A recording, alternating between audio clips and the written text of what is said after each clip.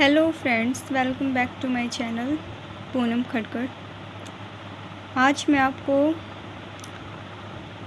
Assessments के types मैंने करवा दिए थे 3 टाइप्स। मैं आपको आज इसका 4th टाइप री असेसमेंट सेक्शन नंबर 147 डिस्कस करेंगे इस वीडियो में। प्रीवियस जो टाइप्स हैं इसके self assessment section 148, regular assessment section 143 and best judgement assessment section 144, ये सब आपको प्रीवियस क्लासेस में मिल जाएंगे। यदि आप मेरे चैनल पर नई हो, ये आज की इस टॉपिक की लास्ट वीडियो है। मैं आपको इनके बारे में ब्रीफली नहीं लेकिन टाइप्स के बारे में थोड़ा थोड़ा बता देती हूँ, ताकि आपको एग्ज़ाम में यदि याद भी ना रहे और 4 टाइप्स की मतलब 4 मार्क्स के क्वेश्चंस में आ जाए तो आप कैसे अटैम्प्ट कर सकते हो वो लिख पाओगे।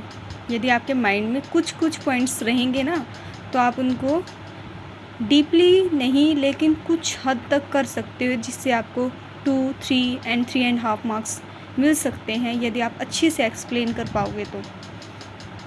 सेल्फ असेसमेंट, जिसमें असेसी सेल्फ ही क्या करता है, टैक्स की कैलकुलेशन वगैरह सब कुछ करता है, टैक्स पर इंटरेस्ट वगैरह सब कुछ कलेक्ट करके उसकी जो स्टेटमेंट है वो फाइल करता है।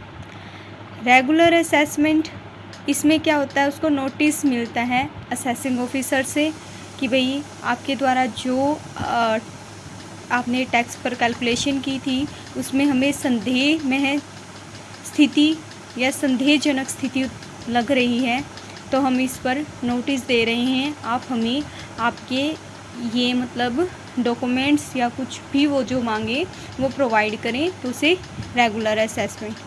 बेस्ट जजमेंट असेसमेंट, जिसमें क्या होता है कि जो असेसिंग ऑफिसर को असेसी क्या करता है, सहयोग नहीं देता है।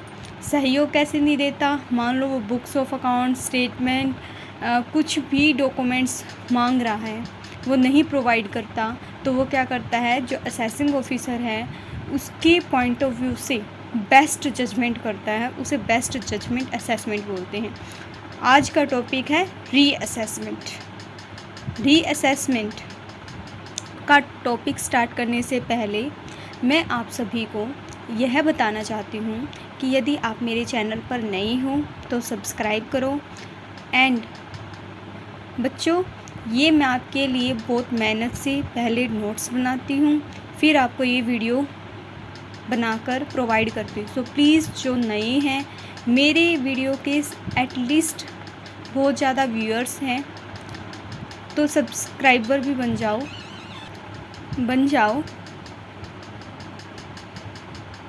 क्यों आप नई वीडियो आपके एग्ज़ाम पॉइंट से रिलेटेड चाहते हो, तो please subscribe my channel, share and like, and आपके ग्रुप में भी शेयर करो, आपकी फ्रेंड्स को भी प्रोवाइड करो, ताकि उन्हें भी थोड़ा बहुत बेनिफिट हो जाए। ये नहीं होता कि हर एक बच्चा इंटेलिजेंट होता है कि वो पेपर में अपनी मतलब बुकिस लैंग्वेज में लिखाएगा उसको नंबर मिल जाएंगे। कुछ एक पॉइंट रट्टे से नहीं, दिमाग से भी करने पड़ते हैं, जिससे हम एक्सप्लेन कैसे करें, फिगर के थ्रू कैसे करें, जो मैं आपको इन कंसेप्ट्स में क्लियर कर रही हूँ। ओके, सो आज का टॉपिक है रीअसेसमेंट। सिंपली आप समझो, रीअसेसमेंट क्या है कि जब हम असेसमेंट को दोबारा से रीओपन करते हैं। ओके, कोई भी बुक है, हम जैसे अब बुक्स का एग्जांपल ले लो, हम न्यू बुक्स ना खरीद कर सेकेंड हैंड बुक लें तो वो हो गया री बुक्स, है ना। तो इसी तरह रीअसेसमेंट होता है।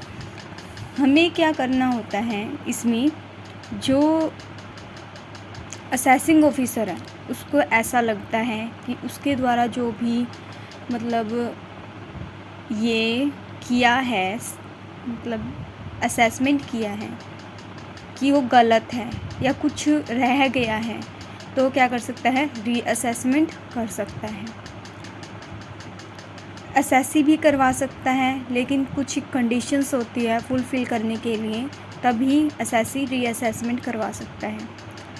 ये तो हो गया जनरल लैंग्वेज में। अकॉर्डिंग टू बुक मैं आपको बताती हूँ, असेसिंग ऑफिसर को ये बिलीव करने के लिए उसके पास रीज़न है कि किसी असेसमेंट ईयर में कोई उसके पास जो टैक्सेबल इनकम है वो टैक्स से एक्सेप हो जाती है या बच जाती है या छूट जाती है, तो वो सेक्शन 148 से सेक्शन 153 में प्रोविज़न्स हैं, वो आपने पढ़े ही होंगे ध्यान में हो तो। ऐसी इनकम का असेसमेंट या रीअसेसमेंट कर सकते हैं हम, ठीक है।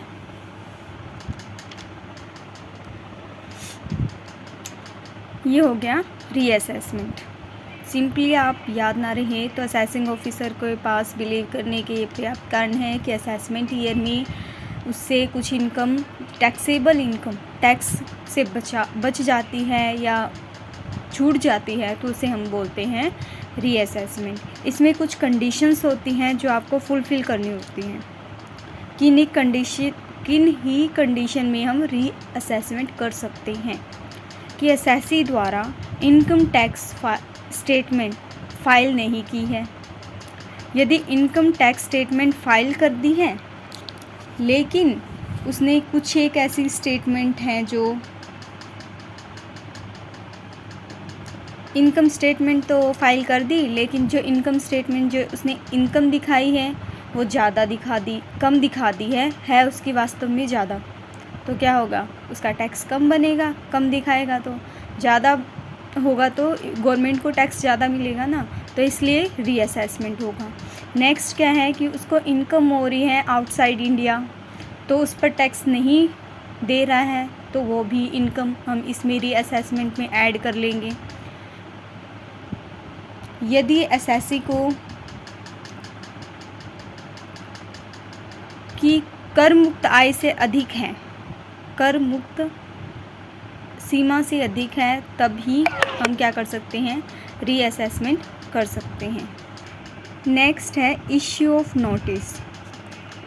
Issue of notice where income has except assessment, ये सेक्शन 148 में आता है। इसमें बोला गया है कि भाई कोई इनकम यदि हम रीअसेसमेंट करवाना चाहते हैं तो हमें क्या करना होगा कि सेक्शन 148 के अंदर नोटिस देना होगा कमिश्नर से, कमिश्नर के ऊपर वाले कमिश्नर को, कमिश्नर से ऊपर वाले कमिश्नर को, ऐसे। ओके, आपको ईज़िली समझाने के लिए बोल रही हूँ मैं, बुक में से आप कर लेना, ठीक है। हम क्या करेंगे, अप्रूवल लेंगे उनसे, परमिशन लेंगे। यदि वो इस नोटिस से संतुष्ट हो जाते हैं, समझे मतलब सेटिस्फाई हो जाएं कि भाई इस नोटिस के लिए रिक्वायरमेंट है, तब ही रीअसेसमेंट हो सकता है। अब रीअसेसमेंट के लिए टाइम होता है, टाइम लिमिट होती है। टाइम लिमिट क्या होगी, यदि उसकी इनकम जो उसने क्या किया, छुपा के रखी है, या जो इनकम टैक्सेबल, नॉन टैक्सेबल नहीं बोल सकते, टैक्सेबल इनकम है लेकिन उसने उस पर टैक्स नहीं पे किया है, टैक्सेबल इनकम 1 लाख से कम है, तो उसे असेसमेंट ईयर के बाद 4 साल के अंदर हम रीअसेसमेंट कर सकते हैं। यदि हमारी टैक्सेबल इनकम 1 लाख से ज़्यादा है तो हम 6 ईयर के बाद कर सकते हैं। यदि आउटसाइड इंडिया से इनकम है और उस पर टैक्स पे नहीं किया है, मतलब बचा लिया है, तो हम क्या करेंगे, 16 ईयर के अंदर रीअसेसमेंट कर सकते हैं।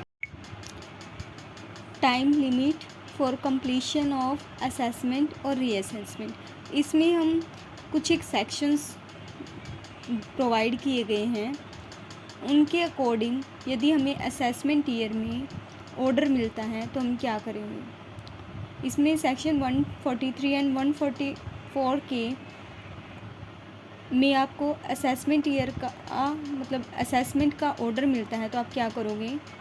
यदि आपको जो असेसमेंट ईयर 2017-18 में रीअसेसमेंट का मतलब ऑर्डर मिलता है तो आप क्या करोगे, 21 मंथ्स के अंदर कर सकते हो रीअसेसमेंट।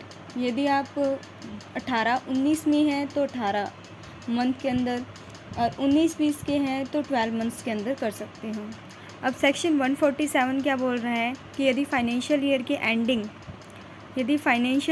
एंडिंग में आपको ऑर्डर मिल रहा है तो आप रीअसेसमेंट का, तो हम 9 मंथ के अंदर रीअसेसमेंट कर सकते हैं। यदि आपको ऑर्डर 1 अप्रैल 2019 के बाद मिल रहे हैं तो आप 12 मंथ के अंदर क्या कर सकते हो, रीअसेसमेंट कर सकते हो। सेक्शन 254 क्या बोल रहे हैं कि यदि आपको फाइनेंशियल ईयर के एंडिंग में रीअसेसमेंट का ऑर्डर मिल रहा है कमिश्नर की अप्रूवल के बाद या कमिश्नर के ऑर्डर के एंडिंग होने के बाद, तो आप क्या कर सकते हो, 9 मंथ के अंदर रीअसेसमेंट कर सकते हो, ऑर्डर दे सकते हो। एंड 31 मार्च 2019 के बाद आपको मिल रहा है तो आप क्या कर सकते हो, 12 मंथ्स के अंदर कर सकते हो ये। मैं आपको इस वीडियो के माध्यम से बताना चाहती हूँ कि यदि आप ऐसी ही और वीडियोस देखना चाहते हैं और चैप्टर्स पर इनकम टैक्स के, like recovery and refund of tax, appeal and revisions and penalties, offences and prosecutions, तो आप मुझे कमेंट में बताना। अदरवाइज़ मैं एमकॉम स्टूडेंट्स के रिक्वेस्टेड वीडियो प्रोवाइड करूँगी। So thanks for watching my channel. If you have new in my channel, then subscribe, like and share. Thanks all. Bye bye guys.